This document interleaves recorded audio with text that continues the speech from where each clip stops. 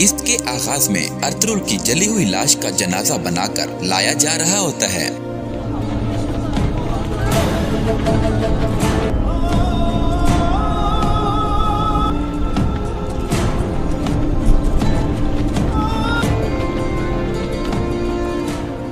और बमसी जख्मी हालत में बाहर आ जाता है।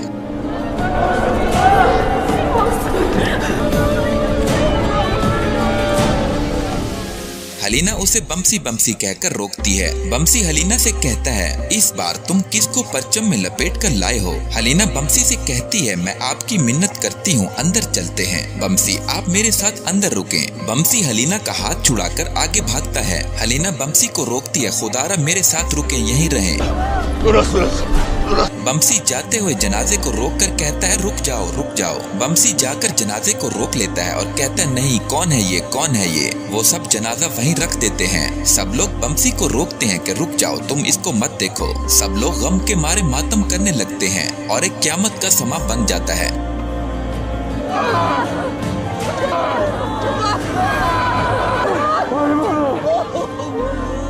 बमसी हाइमा खातून से मुखातिब होता है और कहता है, अम्मी जान, कहते हैं ये वो नहीं है। हाइमा कहती है, ये मुमकिन नहीं है। बमसी दोबारा कहता है कि कहते हैं कि ये हमारे सरदार नहीं है। हाइमा खातून मेरे बेटे कहकर रोने लगती है। बमसी कहता है, कह दें कि हमारे भाई आग में नहीं जले, कह दें कि वो नहीं जलाए गए, हमारे भाई अल्लाह की खातिर शहीद हो गए, कह दें कि आग अल्लाह के बहादुर को नहीं जला सकती। दूसरी तरफ काराचाईसार कला में जश्न का समा होता है और सब लोग शराब और शबाब में गर्क होते हैं।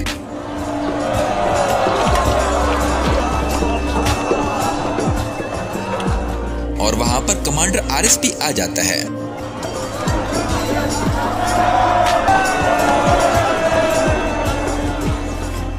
सब लोग कमांडर आरिस जिंदाबाद के नारे लगाते हैं।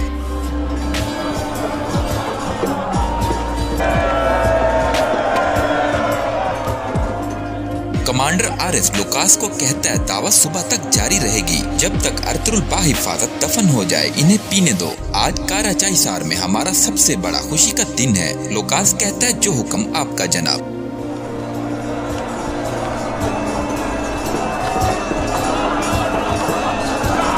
कोमुतान आरिस। में वहाँ तुर्गुत का काफिला भी आ जाता है। तुर्गुत सबको मातम करता हुआ देखता है।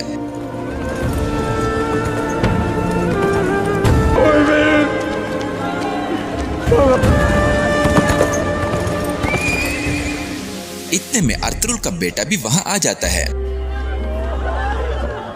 और आकर हलीमा से कहता है, क्या आप मेरे बाबा को वापस लाई हैं? हलीमा रोते रोते चुप हो जाती है।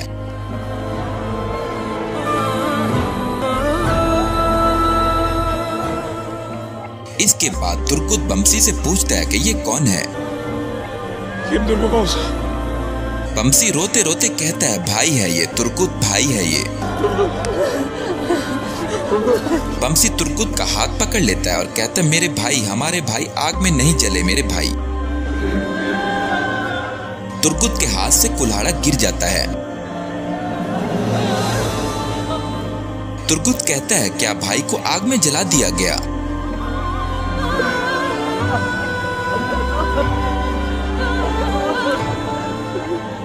फिर सब लोग रोते रोते जनाजा दोबारा उठाते हैं।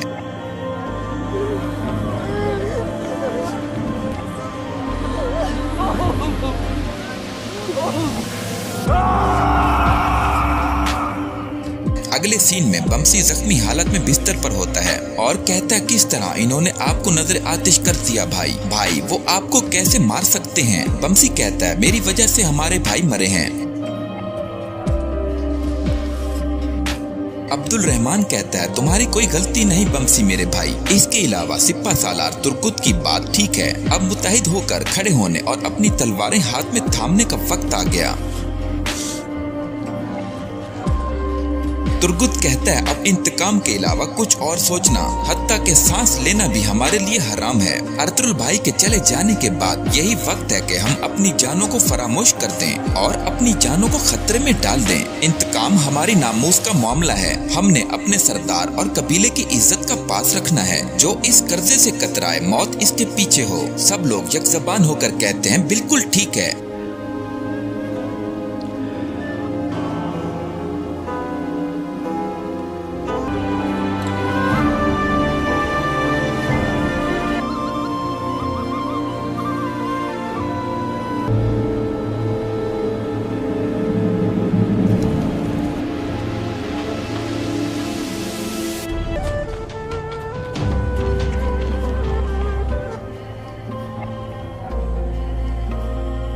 इसके बाद अर्तुरुल के सिपाही उसका जनाजा उठाने के लिए खैमा में दाखिल होते हैं।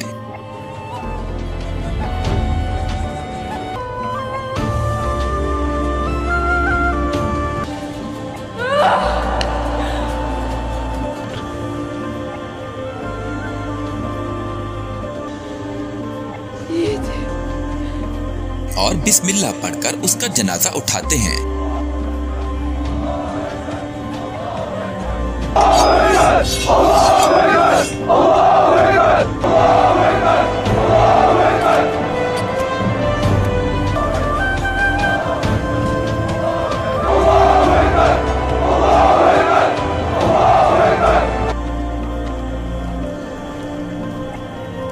अल्लाहु अकबर।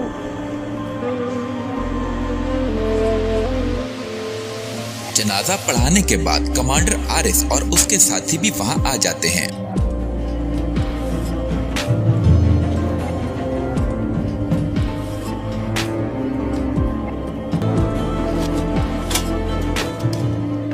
इसके बाद तुर्गुत कहता है, अर्तुरुल भाई, मैं आपसे वादा करता हूँ कि अगर आपका इंतकाम जो हमें अता हुआ ना लिया गया तो मेरी तलवार नीले आसमान पर लहराती हुई मेरे अंदर दाखिल हो और खून से भरी हुई बाहर निकले। मेरी तलवार साफ मुझे काट कर खून से भरी निकले। फिर वहाँ मौजूद तमाम के तमाम लोग अपनी तलवारें लहराकर यही अज़म करते हैं।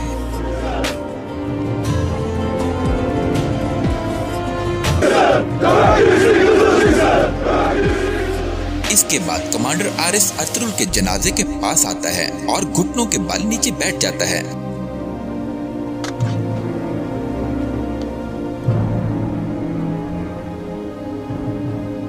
इसके बाद आरिस कोपैक से कहता है, अर्तुरुल के इंतकाल के बाद मैं उम्मीद करता हूँ कि सल्जूक सल्तनत सरहद पर कशीदगी कम करने के लिए सियासत को अपनाएंगे। सादातीन कहता है, इन इलाकों में सियासत को मैं संभालूंगा, फिक्र ना करें। अब के बाद हमारी सियासत कशीदगी उकसाने के बजाय मुश्तरका मफादात के लिए काम करेगी। आरिस कहता है, मुझे ये सुनकर बहुत खुशी हुई अमीर सादातीन, मैं भी ऐसी हिकमत अमली का फल खाना चाहता हूँ। सादातीन कहता है, वो मीठे फल अभी पके नहीं मगर पकने वाले हैं, मेरी तरफ से पैगाम का इंतजार करो। कमांडर आरिस कहता है, मैं अपने पड़ोसी होने का फर्ज पूरा करने आया हूँ, माजरत चाहता हूँ। अर्तुरुल साहब वो एक बहादुर और शानदार कमांडर थे, जो हुआ हम सबको इसका बहुत दुख है। मैं आपको बताना चाहता हूँ कि हमेशा मैं आपके लिए मौजूद हूँ। तुमदार कहता है, शुक्रिया।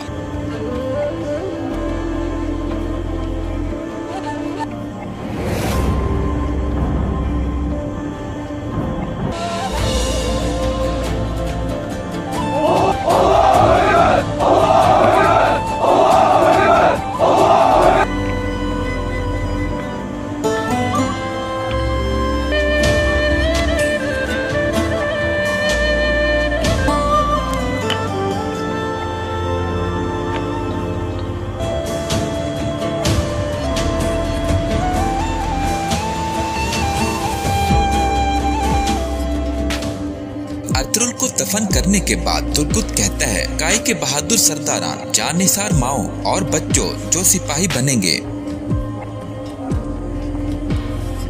हवा का एक झोंका हमें झुका नहीं सकता। हम एक ही तूफान में खोने वाले नहीं हैं। हम तूफानी बारिश में तबाह नहीं हो सकते। हमने अपनी सरजमीनों और वतन के लिए आंसू बहाए, मेहनत की और अपने माथों पर पसीना बहाया। हमारे पास हमारा मकसद है। जो कोई भी अर्तुरुल साहब पर यकीन रखता है,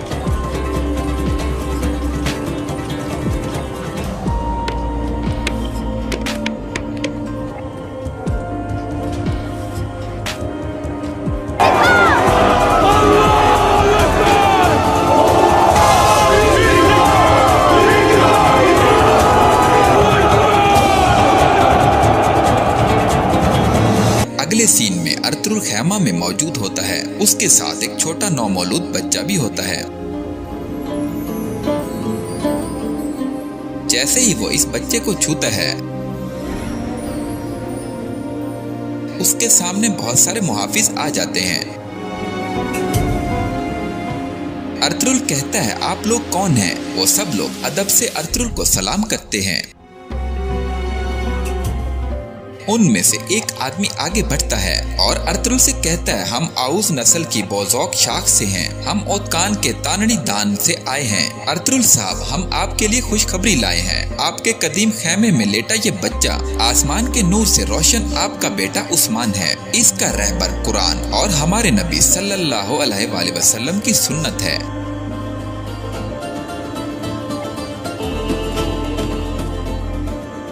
इसके बाद एक और सिपाही आगे बढ़ता है और कहता है, ये हमारे आबाओ अजदाद आउस खान की रिवायात और इक़्तिदार की पैरवी करे। इसके बाद वो एक तीर कमान को चूम कर अर्तुरुल को वापस देता है। इसी तरह बाकी लोग भी अर्तुरुल को तोहफे पेश करते हैं।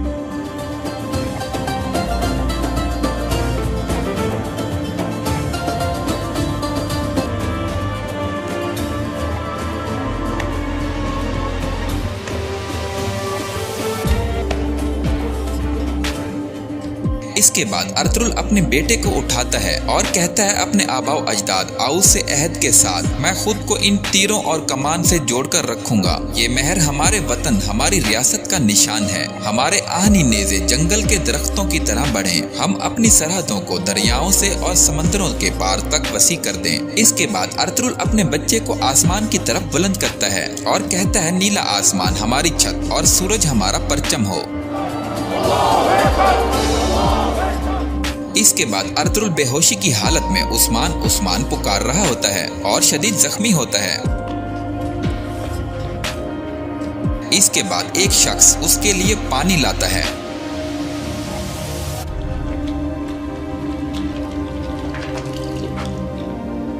और थोड़ा सा पानी अर्तुरुल के मुंह में टपकाता है।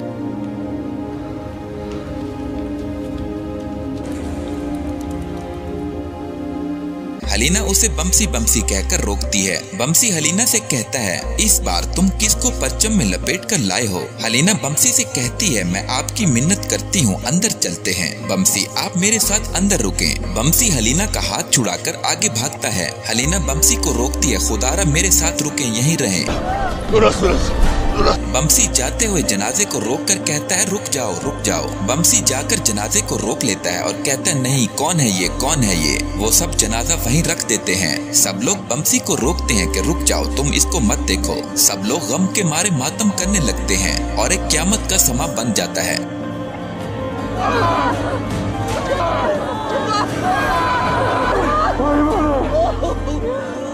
बमसी हाइमा खातून से मुखातिब होता है और कहता है, अम्मी जान, कह दें ये वो नहीं है। हाइमा कहती है, ये मुमकिन नहीं है। बमसी दोबारा कहता है कि कह दें कि ये हमारे सरदार नहीं है। हाइमा खातून मेरे बेटे कहकर रोने लगती है। बमसी कहता है, कह दें कि हमारे भाई आग में नहीं जले। कह दें कि वो नहीं जलाए गए। हमारे भाई अल्लाह की खातिर शहीद हो गए। कह दें कि आग अल्लाह के बहादुर को नहीं जला सकती। दूसरी तरफ काराचाई सार कला में जश्न का समा होता है और सब लोग शराब व शबाब में गर्क होते हैं।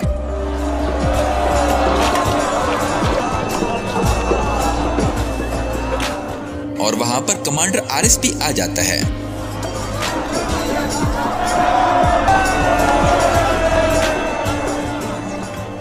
सब लोग कमांडर आरिस जिंदाबाद के नारे लगाते हैं।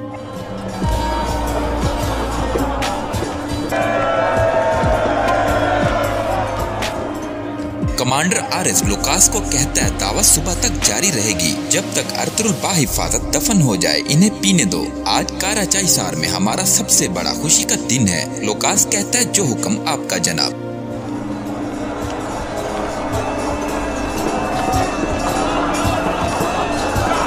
कोमुतान आरिस। कमांडर आरिस कहता है, मैं अपने पड़ोसी होने का फर्ज पूरा करने आया हूँ, माजरत चाहता हूँ। अर्तुरुल साहब वो एक बहादुर और शानदार कमांडर थे। जो हुआ हम सबको इसका बहुत दुख है। मैं आपको बताना चाहता हूँ कि हमेशा मैं आपके लिए मौजूद हूँ। तुमदार कहता है, शुक्रिया।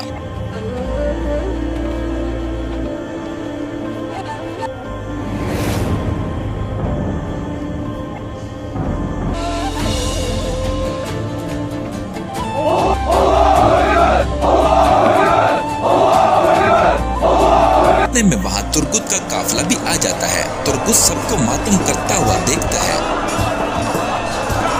कोमुतान आरिस।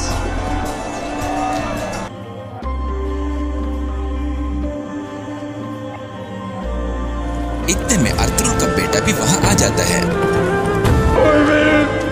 और आकर हलीमा से कहता है, क्या आप मेरे पापा को वापस लाई हैं? हलीमा रोते रोते चुप हो जाती है।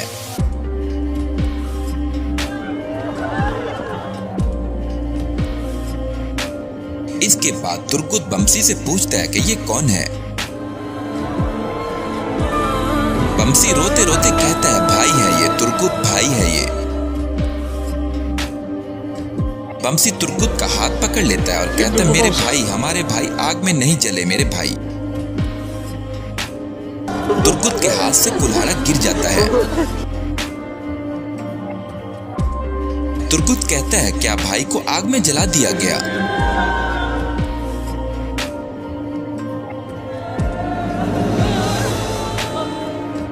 फिर सब लोग रोते रोते जनाजा दोबारा उठाते हैं।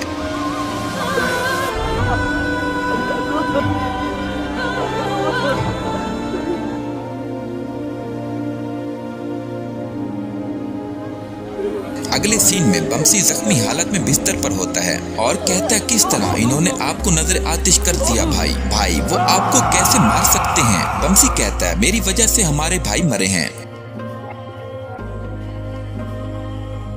अब्दुल रहमान कहता है, तुम्हारी कोई गलती नहीं बमसी मेरे भाई। इसके अलावा सिप्पा सालार तुर्गुत की बात ठीक है, अब मुत्तहिद होकर खड़े होने और अपनी तलवारें हाथ में थामने का वक्त आ गया।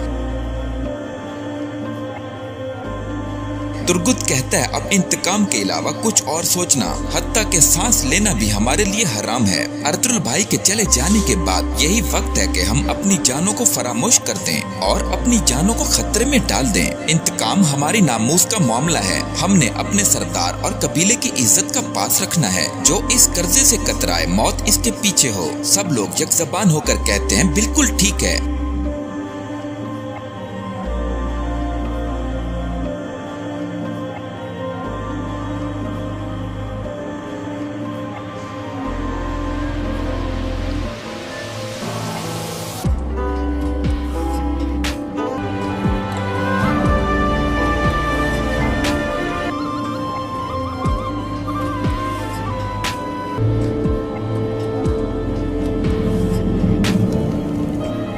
इसके बाद अर्तुगरुल के सिपाही उसका जनाजा उठाने के लिए खैमा में दाखिल होते हैं।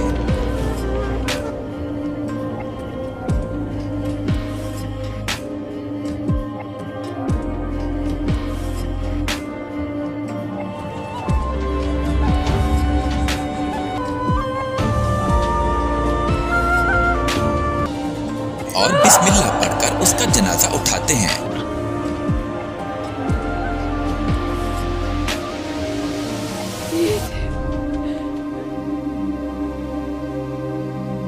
अगले सीन में अर्तुगरुल खैमा में मौजूद होता है। उसके साथ एक छोटा नौमौलूद बच्चा भी होता है।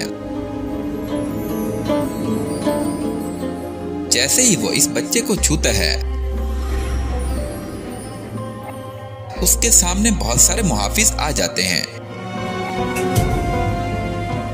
अर्तुगरुल कहता है, आप लोग कौन हैं? वो सब लोग अदब से अर्तुगरुल को सलाम करते हैं।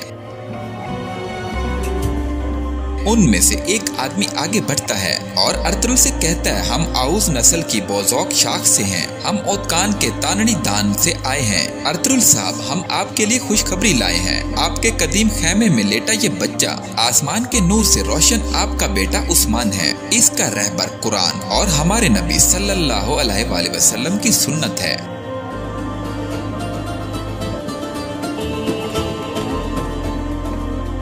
किस्त के आगाज में सादातीन सुल्तान से कहता है, हमने बहुत बड़ी मराद हासिल की हैं। ये हमारी फतह है। सुल्तान कहता है, ये मराद उम्मत मोहम्मदी के जख्म भरने के लिए नाकाफी है सादातीन। हम सोने के लिए नहीं बल्कि अल्लाह सुब्हानहू व तआला के इंसाफ को फैलाने के लिए लड़ते हैं। क्या तुम्हें नहीं पता? इसके बाद अर्तुगरुल कहता है, मजीद ये कि जैसे ही हम पर मुश्किल वक्त आया, शहनशाह मुआहिदा तोड़ देगा। इसके बाद सुल्तान कहता है, सिर्फ निकाह नहीं नहीं बल्कि पूरा जहान हमें गिद्धों की तरह ठोकर मारने का मुंतजिर है। जब वो हम पर झपटेंगे तो सोना किस काम का होगा। जुल्म दुनिया के तमाम हिस्सों में फैल रहा है। इसके बाद सादातीन कहता है, इस वजह से मशरिक में हमारी मुहिम निहायत अहम है। हमारी रियासत मंगोलों और सलीबियों दोनों से निमटने के लिए नाकाफी है। इसके बाद अर्तुगरुल कहता है, सुल्तान मुअज्जम, अल्लाह आपको इस मुहिम में कामयाबी अता करे। इसके बाद सुल्तान अर्तुगरुल से कहता है, ये हमारी मुहिम है। मैं चाहता हूँ कि आप भी इस मुबारक जद्दोजहद का हिस्सा बने। जब मैं अयूबियों के खिलाफ महाज में मसरूफ होऊंगा तो मेरी सरहद की हिफाजत आप और आपके सिपाहियों के सपुर्द होगी। इसके बाद अगले सीन में काराचाइसार का नया गवर्नर एक्तरीना से कहता है, मैं ये दिन कभी नहीं भूलूंगा। एक कमांडर की बेवकूफी की वजह से हमें जो मराद देना पड़ी, इससे मुझे बहुत अहम सबक हासिल हुआ। कभी अपने दुश्मन को कम मत समझो और हमेशा जुर्रत से लड़ो। एक्तरीना कहती है, हमें इस हालत में पहुंचाने वाले अब मट्टी तले दफन हैं और हम इस गम को बर्दाश्त करने के लिए रह गए हैं। गवर्नर कहता है, अब तुर्क रुक गए हैं एक्तरीना, लेकिन आप जल्दी करें तो बेहतर है। शहनशाह ने आपको एक काम मुकर्रर किया था, ये मत भूलो कि तुम्हें ये हकूक इनाम के तौर पर दिए गए हैं। एक्तरीना कहती है, अर्तुगरुल की मौत सिर्फ हम नहीं चाहते, हम इनसे इत्तेहाद करके हम इस काम को पूरा करेंगे। गवर्नर कहता है कि अपना इत्तेहादी एहतियात से मुंतखब करना। याद रखो, अर्तुगरुल नहीं मरता तो तुम अपने तमाम हकूक खो दोगी। अगले सीन में सादातीन कोपैक को चक्कर आते हैं तो सादातीन को उसके सिपाही संभालते हैं। सिपाही कहता है, क्या आप ठीक हैं? तबीब को बुलाओ। सादातीन कहता है, रुको, कोई करीब मत आए। इसके बाद सादातीन अपने सिपाही से कहता है, अब मेरी बात गौर से सुनो, फौरन काराचाइसार कले में कासिद भेजो। सिपाही कहता है, वहाँ किससे मिलना है? सादातीन कहता है, एक्तरीना से, वो उसे अर्तुगरुल की मौत का परवाना देगा। अगले सीन में अर्तुगरुल इब्नुल अरबी के पास आता है और कहता है, जंग करीब है, मैं आपकी नेक ख्वाहिशात लेने आया हूँ और दरख्वास्त करता हूँ कि आप अपनी दुआओं में याद रखें। इब्नुल अरबी कहते हैं, नेक नियत वालों का नतीजा भी मुबारक होता है बेटा। बेशक मेरी दुआएं तुम्हारे साथ होंगी, मैं तुम्हें नेक ख्वाहिशात दूंगा। इसके बाद अगले सीन में एक्तरीना महल में मौजूद होती है और उसके पास एक कासिद आता है और कहता है, बेगम साहिबा, एक कासिद ये खत आपके लिए लेकर आया है। इसने ये नहीं बताया कि ये किसकी तरफ से है। एक्तरीना वो खत ले लेती है और उसे खोलकर पढ़ती है। खत में लिखा होता है कि कल सुबह अर्तुगरुल भीड़े की पहाड़ी पर जाएगा। एक्तरीना कहती है, जहन्नम में जाए वो। अमीर सादातीन, मैं जानती हूँ ये तुम्हारी तरफ से आया है।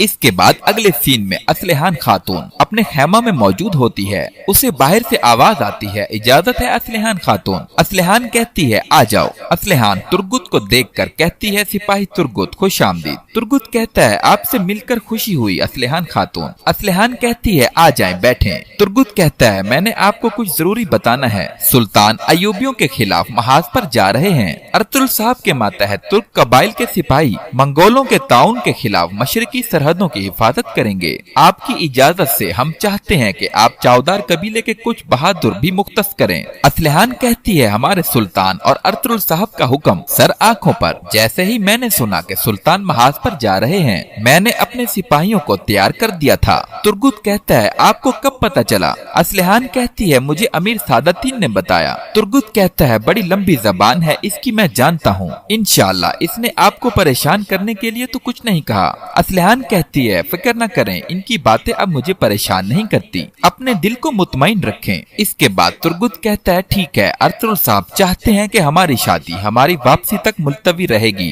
असलहान कहती है, अर्तुगरुल साहब का ख्याल बिल्कुल ठीक है। इसके बाद अगले सीन में गवर्नर को सिपाही बताता है, सुल्तान अपने आदमियों के साथ पूनिया रवाना हो गए हैं। गवर्नर कहता है, ठीक है, तुम जा सकते हो। इसके बाद गवर्नर कहता है, सुल्तान हमारे गोश्त का बड़ा टुकड़ा छीनकर निकल गया। एक्तरीना कहती है, क्या यही हम नहीं चाहते थे? गवर्नर कहता है, एक्तरीना, जब तक अर्तुगरुल नहीं मरता मैं जो चाहता हूँ मुझे नहीं मिल सकता।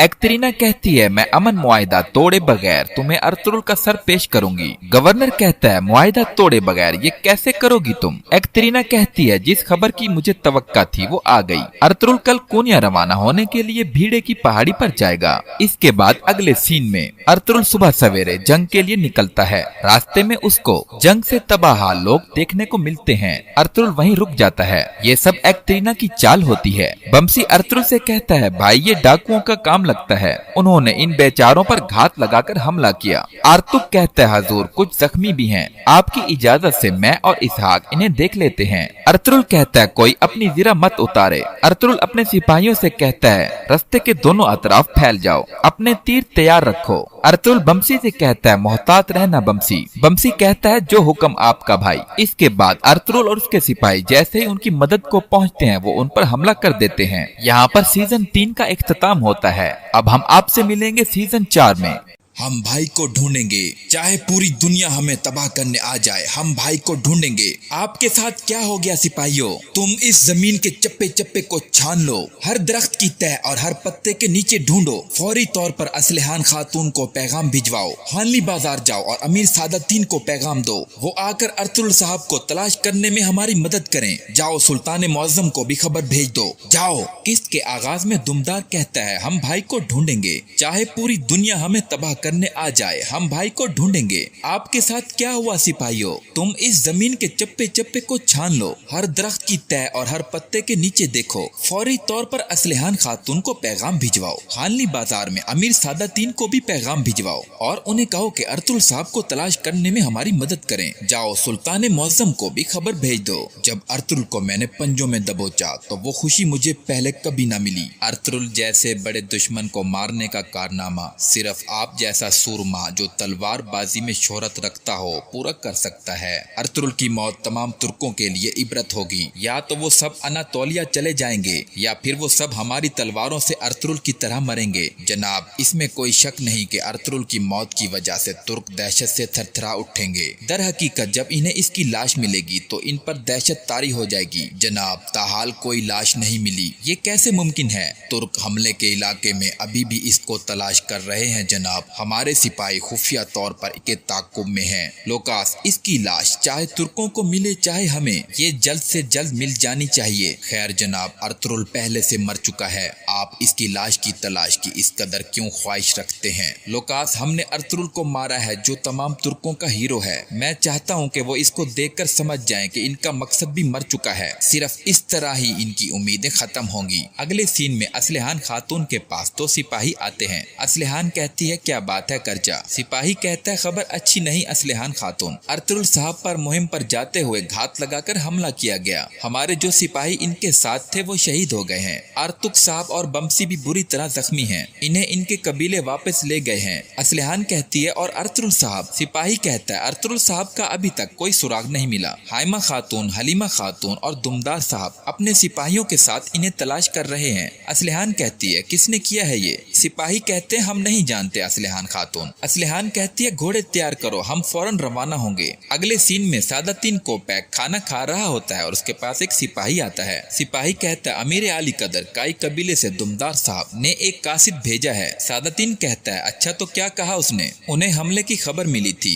वो इस जगह गए जहां आरएस ने फंदा लगाया था। इन्हें अपने सिपाहियों की लाशें मिली हैं। बमसी और अर्तुग साहब को तशवीशनाक हालत में कबीले ले गए हैं। सादातीन कहता है, और अर्तुगरुल? सादातीन परेशान होकर कहता है, अर्तुगरुल के साथ क्या हुआ? सिपाही कहता है, अमीर आली कदर, अर्तुगरुल का कोई सुराग नहीं मिला, वो उसे जिंदा या मुर्दा तलाश कर रहे हैं। उन्होंने इसे तलाश करने में आपकी मदद मांगी है। उनका ख्याल है कि जख्मी होने की वजह से अर्तुगरुल कहीं छुप गया है। सादातीन कहता है, मेरा नहीं ख्याल कि अर्तुगरुल अपने सिपाहियों को छोड़कर कहीं छुप गया होगा और आरएस ने इसे जिंदा तो नहीं भागने दिया होगा। वहाँ तुम आदमियों को भेजो, उन्होंने अर्तुगरुल को तलाश करना है। इसके बाद हकीम बमसी का इलाज करता है। हलीना कहती है, ये होश में आ गए, अल्लाह तेरा शुक्र है। बमसी कहता है, मुझे माफ कर दें भाई, मैं आपकी हिफाजत नहीं कर सका भाई। हलीना कहती है, बमसी मैं आपके साथ हूँ। कौन थे वो गद्दार जिन्होंने ये किया? बमसी कहता है, मैं नहीं जानता, इन काफिरों के चेहरे छुपे हुए थे। इसके बाद बमसी कहता है, लेकिन मैंने एक डाकू के सर और पीठ पर जरब लगाई थी। जब जब वो भाग रहा था।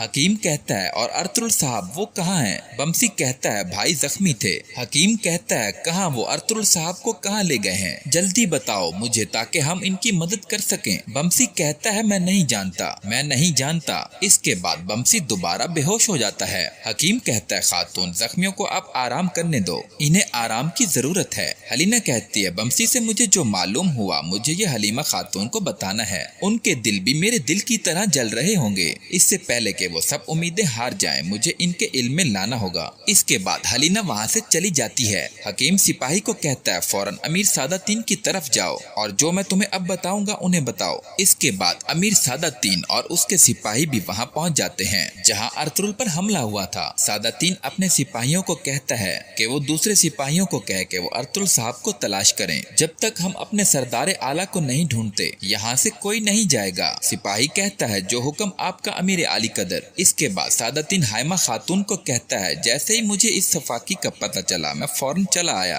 आपके जख्मियों को देखभाल के लिए मैंने अपने कबीले के तबीब भेजे हैं और जब तक अर्तुगरुल साहब मिल नहीं जाते मेरे सिपाही दिन रात इनकी तलाश जारी रखेंगे। इसके बाद दुमदार कहता है मुझे डर है कि जिन्होंने ये किया अर्तुगरुल साहब को ले गए हैं। सादातीन कहता है हमारी रियासत और मैं आखिरी वक्त तक आपका साथ नहीं छोड़ेंगे। दुमदार कहता है अल्लाह आपसे राजी हो। इसके बाद एक सिपाही दौड़ता हुआ आता है और कहता है दुमदार साहब हमें अर्तुगरुल साहब की जीरा का खौल मिला है मगर अर्तुगरुल साहब कहीं नजर नहीं आए। इसके बाद आरिस अपने सिपाहियों के साथ मौजूद होता है और कहता है मैं इस फतह के एजाज में एक अजीम जश्न का भी एहतमाम करूंगा, लेकिन पहले मैं आपको कुछ दिखाना चाहूंगा। आरिस एक तलवार मयान से निकालकर अपने सिपाहियों को दिखाता है। सिपाही कहते हैं जनाब ये किसकी तलवार है? आरिस कहता है ये हमारे दुश्मन की तलवार है। ये तलवार तमाम तुर्कों के लिए बहुत काबिल कदर है। हमने अर्तुगरुल की रूह को जहन्नम वासिल कर दिया है और उसकी तलवार को नीचे फेंक देता है। इसके बाद अर्तुगरुल के सिपाही और हलीमा सुल्तान अर्तुगरुल को ढूंढ रहे होते हैं और कहते हैं हम दिन होने तक तलाश जारी रखेंगे। दुमदार कहता है अर्तुगरुल साहब को तलाश किए बगैर कोई वापसी नहीं। इसके बाद हलीना खातून वहाँ दौड़ती हुई आती है।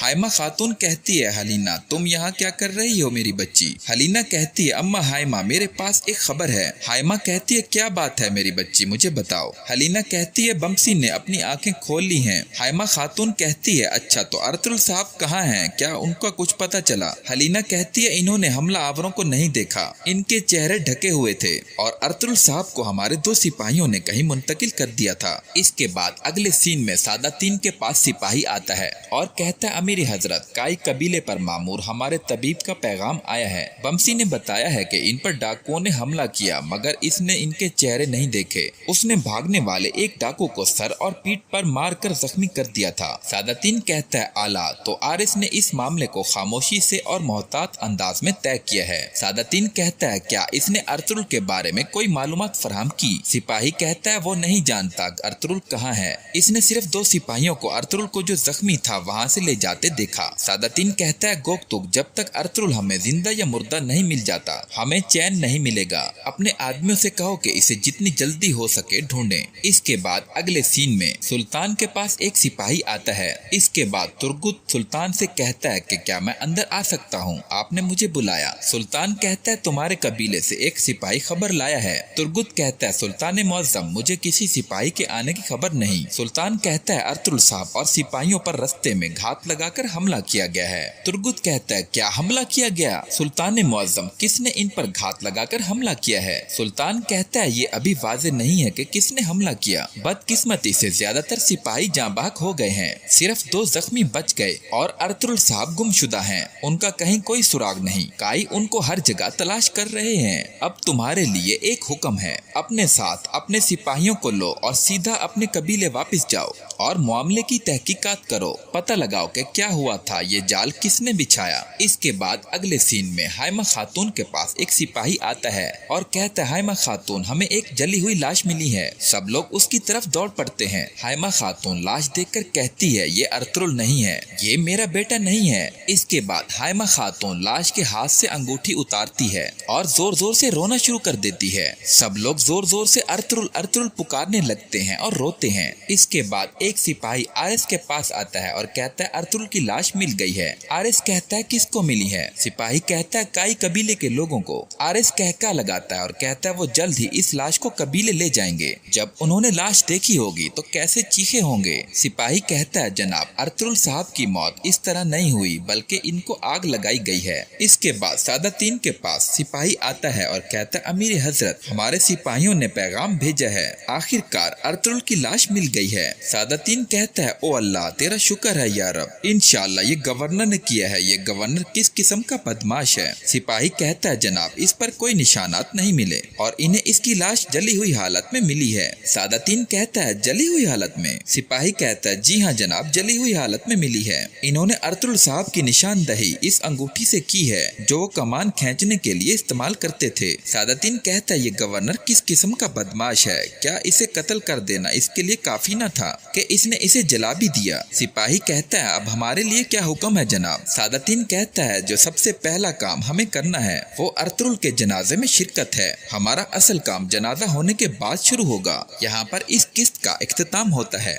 इस किस्त के आगाज में दुमदार ने जिरगा बुलाया होता है। दुमदार कहता है हमने अपने अर्तुल साहब को मट्टी के हवाले कर दिया है। अब जितना जल्दी मुमकिन हो हमें अपने पांव पर खड़ा होने की जरूरत है ताकि हमारा कबीला और सिपाही नजरअंदाज ना हो। सरदारी की खाली नशिस्त को पुर करना जरूरी है। सब लोग कहते हैं सही बात है, नया सरदार जल्द ही चुन लेना चाहिए, ये दुरुस्त कह रहे हैं। दुमदार कहता है लिहाजा मैं सुलेमान शाह का बेटा दुमदार अर्तुल साहब के मकसद जो इन्होंने जहाँ छोड़ा को जारी रखने के लिए काई कबीले का नया सरदार मुंतखब होने का तालिब हूँ। अल्लाह के हुक्म से इनका इंतकाम लेना मुझ पर वाजिब है, आप सब जान लें। इसके बाद एक सरदार कहता है आखिर आप सुलेमान शाह के खेमे के आखिरी हैं जो सरदारी का दावा कर सकते हैं। इलावाजी अर्तुल साहब का मकसद इनके अपने खून में से किसी को जारी रखना चाहिए, ये मुनासिब है। सब लोग इस बात पर मुत्तफिक हो जाते हैं। इसके बाद हाइमा खातून कहती है अब अगर सरदारान इसको मुनासिब समझते हैं तो हमारी रिवायात के मुताबिक सरदारी का निशान सपुर्द कर देना चाहिए। सब लोग कहते हैं सच कह रही हैं, ठीक कहा। इसके बाद हाइमा खातून खड़ी होकर वो तलवार दुमदार के हवाले कर देती हैं। इसके बाद दुमदार कुरान पाक पर हल्फ देता है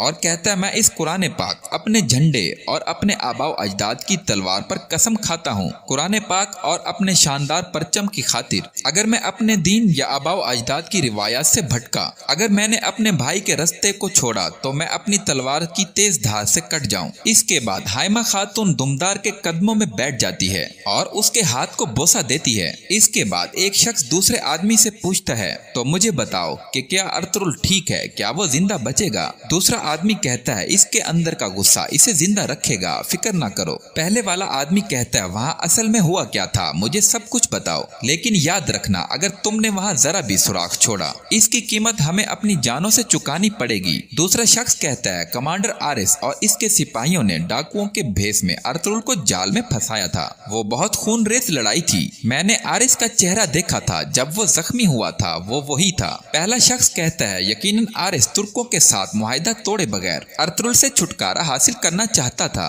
लेकिन अर्तुल कैसे बच गया? दूसरा शख्स कहता है इसके दो सिपाही इसे शदीद जख्मी हालत में वहाँ से ले गए थे, मैं भी इनके पीछे चला गया। वो कह रहे थे हजूर हम पहुँचने वाले हैं, हजूर हौसला करें, हजूर हौसला करें। अर्तुल के सिपाहियों ने अपनी जान अर्तुल के लिए कुर्बान कर दी और उन्होंने अपने हाथों से अर्तुल को मेरे सपुर्द कर दिया। पहला शख्स कहता है लेकिन तुमने लाश का मामला कैसे हल किया और इसके घर वाले और सिपाही कैसे इस पर कायल हो गए कि वो मर गया? पहला शख्स कहता है मैंने अर्तुल की अंगूठी जिगर उतार ली और आरिस के एक आदमी को पहना दी, फिर मैंने इसको आग लगा दी। पहला शख्स कहता है बहुत खूब, किसी ने तुम्हें देखा तो नहीं, इस बात का यकीन है तुम्हें? दूसरा शख्स कहता है इत्मीनान रखें, सिर्फ हम दोनों सच्चाई जानते हैं। पहला शख्स कहता है एंथोस हमने जबरदस्त काम किया है, अब हमारे हाथों में ऐसी ताकत आई है कि दोनों रियासतों को एक दूसरे के खिलाफ करने की हमारे पास बहुत मजबूत सलाहियत है। एंथोस कहता है तो अब हम क्या करने वाले हैं? पहला शख्स कहता है अगर हम इससे फायदा उठाना चाहते हैं तो हमें अर्तुल साहब को जिंदा रखना होगा,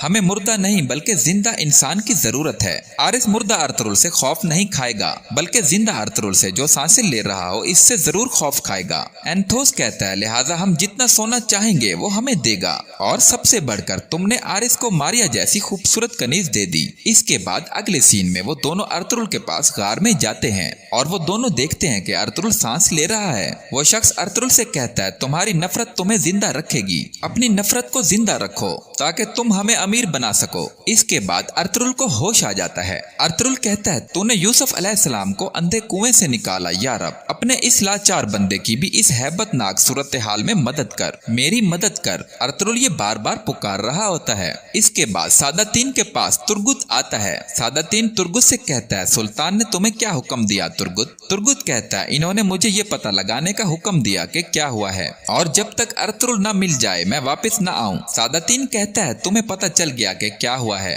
और अब जबकि तुमने अर्तुगरुल को ढूंढ भी लिया, अब यहाँ मजीद रुकने की तुम्हें कोई जरूरत नहीं। तुर्गुत कहता है मैंने अर्तुगरुल साहब को तो ढूंढ लिया, लेकिन जिन्होंने ये किया इनको ढूंढने से पहले। सादातीन बात काटते हुए कहता है जिन्होंने ये किया वो यकीनन मिल जाएंगे। सल्जूकी अमीर यहाँ मौजूद है, दुमदार साहब यहाँ हैं, तुम्हारी अफादियत यहाँ खत्म हो गई है, तुम्हारा फर्ज पूरा हो चुका है तुर्गुत, हमारी फौज मुहिम पर है, अब तुम्हें मुहिम में शामिल होना है। कल पू फटते ही अपने सिपाहियों को लो और रवाना हो जाओ, यहाँ के मामलात के बारे में तुम फिक्र न करो। इसके बाद अगले सीन में एंथोस अर्तुगरुल के जख्मों पर मरहम लगाता हुआ नजर आता है। इसके बाद एंथोस अर्तुगरुल का इलाज कर रहा होता है। अर्तुगरुल उससे पूछता है कि तुम कौन हो, मैं कहाँ हूँ? एंथोस कहता है आप महफूज हाथों में हैं अर्तुगरुल, खुद को जहमत मत दें, आप अभी बहुत कमजोर हैं। इसके बाद अर्तुगरुल मुकम्मल तौर पर होश में आ जाता है और उठ बैठता है और खड़ा होने की कोशिश करता है, जबकि वो गिर जाता है। एंथोस कहता है आप खुद को जहमत मत दें, आप अभी बहुत कमजोर हैं।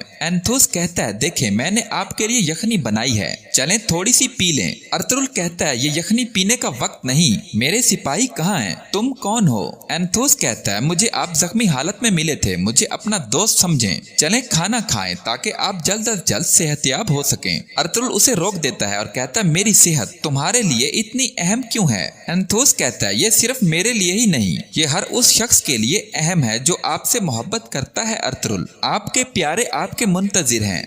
अर्तुगरुल कहता है क्या तुम्हें इनकी सूरत हाल का कुछ पता है? एंथोस कहता है आप खुद पर बहुत जोर दे रहे हैं, अगर आप ऐसा करते रहे तो आप इनमें से किसी को नहीं मिल सकेंगे। देखें आपको जो मालूम करना है मैं आपको सब बताऊंगा, लेकिन अभी मुझे जाना है। शाबाश जिद मत करें, सेहतयाबी के लिए तमाम कोशिशें करें। सादातीन के पास कोकतूक आता है और कहता है हम काराचाई साथ जाने के लिए तैयार हैं अमीर हजरत। सादातीन कहता है आला चलो अपने मुमकिन शराकतदार को मजीद इंतजार नहीं करवाते। गोकतुक कहता है गुस्ताखी माफ अमीर हजरत, लेकिन मैं अभी भी ये समझ नहीं सका। सादातीन कहता है अपनी आंखें खोलो गोकतुक, हमें क्यों बिला वजह यहाँ खामोशी से बैठकर ये देखना चाहिए कि दिन कैसे रात कैसे में बदलता है। हमें अपने मफादात के पीछे जाने की जरूरत है। देखो हर साने के बाद एक नया दरवाजा कहीं ना कहीं खुलता है, जो इस दरवाजे को ढूंढ लेता है जीत इसी की होती है। हमारे लिए वो दरवाजा हानली बाजार का दरवाजा है। किस्मत का पहिया एक बार फिर हमारे हक में घूमेगा। और हाँ बहादुर साहब की क्या उनकी कोई खबर आई? गोकतुक कहता है वो रास्ते में है जनाब, उन्हें यहाँ पहुँचने में ज्यादा देर नहीं लगेगी। सादातीन कहता है बहादुर साहब हमारे लिए बहुत कीमती हैं, क्योंकि असलहान को इस ओहदे से हटाने वाले जानदार का भाई बहादुर साहब हैं। बहादुर मेरे लिए असलहान से शादी करने का मौका निकालेगा और वो मेरे लिए चौदार कबीले का दरवाजा खोलेगा। अगले सीन में बहादुर कहता है सुल्तान अलाउद्दीन की फौज के साथ मिलकर हम दुश्मन को नाको चने चबवा देंगे। हम अपने चौदार जवानों की बहादुरी पूरी दुनिया को दिखा देंगे। हमारा कबीला हमारे पीछे मजबूती से खड़ा है और मेरे भाई का कबीला हमारे सामने है। अब दोनों की सरदारी का दावा करने का वक्त आ गया। नए हमले और नया माले गनीमत हमारा मुंतजिर है। इसके बाद कारातुंगा बहादुर पर तीर से हमला करने की कोशिश करता है और उसे बहादुर का बेटा पकड़ लेता है और अपने बाप के सामने पेश करता है। बहादुर कहता है कारातुंगा तुम मेरे कबीले के सरदारान में से थे, तुम मेरी बीवी काराचा के भाई थे। मैंने कभी भी तुम्हें अपने बेटे सांजार से अलग नहीं समझा, लेकिन तुम मेरी बीवी को मुझे कत्ल करने के लिए उकसाना चाहते थे और तुम्हारी सरदारी में तुम्हारी मदद के लिए हैं। कारातुंगा अपनी बहन से कहता है तुम्हें शर्म आनी चाहिए, तुमने अपने ही भाई पर अपने ही खून और गोश्त का इल्जाम लगा दिया। कारातुंगा की बहन कहती है मेरी जान मेरा खून मेरी जिंदगी अब बहादुर साहब हैं, मेरा तुम्हारे जैसा भाई नहीं हो सकता। इसके बाद बहादुर की बीवी बहादुर से कहती है इस गद्दार का सर काटने का शर्फ आपका है। बहादुर कहता है जो कोई मेरी अताअत से इनकार करेगा और मेरी सरदारी के खिलाफ बगावत करेगा इसकी कीमत इसका सर होगा। इसके बाद बहादुर कारातुंगा का सर उतार देता है। इसके बाद बहादुर की बीवी उसके हाथ धुलाते हुए कहती है सिर्फ अपना भाई ही नहीं बल्कि मैं अपनी जिंदगी भी आप पर कुर्बान कर दूंगी हुजूर, ताकि आपको कोई नुकसान ना पहुँचे। बहादुर कहता है जब तक मेरा बहादुर बेटा और मेरे बहादुर सिपाही मेरे साथ हैं कोई मुझे नीचा नहीं दिखा सकता। बहादुर का बेटा कहता है बाबा हम चौदार कबीले के करीब पहुंच गए हैं। बहादुर कहता है ये चौदार कबीला मेरे आबाओ अजदाद हैं और मेरे भाई जानदार का कबीला है। इसके बाद अब ये मेरा कबीला भी बन जाएगा। हमारे पीछे अजीम अमीर सादातीन हैं। अब इन जमीनों पर हमारी हुक्मरानी का वक्त है। अगले सीन में अरतुगरुल की तबीयत कुछ संभल जाती है और वो खड़ा हो जाता है। अगले सीन में गवर्नर आरिस कहता है अरतुगरुल की मौत के बाद काराचाईसार का माहौल बदल गया है। वो अपने सिपाही से पूछता है काई क्या कर रहे हैं। सिपाही जवाब देता है वो अभी तक अरतुगरुल की मौत के गम से नहीं निकल पा रहे जनाब, मुमकिन है कि वो इतनी आसानी से नहीं संभलेंगे। आरिस कहता है कि अगर इन्हें पता चल जाए कि क्या होने वाला है तो वो इन दिनों को नेमत समझेंगे। सिपाही आरिस से कहता है जनाब हम हानली बाजार को हासिल करने के लिए कब कार्रवाई करेंगे। आरिस कहता है कि बहुत जल्द। क्या तुमने डाकुओं के सरदार मिहाली को खबर भेज दी। सिपाही कहता है भेज दी जनाब। आरिस कहता है इसने काफिलों को लूटने का बहुत याद किया होगा, इस खबर से वो बहुत खुश होगा। इसके बाद अमीर सादातीन आरिस से मिलने काराचाईसार किले में आ जाता है। आरिस सादातीन को खुश आमदीद कहता है। आरिस सादातीन से कहता है हमने आपकी आमद के एजाज में ज़ियाफत का इंतजाम किया है। यहाँ पर इस किस्त का इख्तिताम होता है।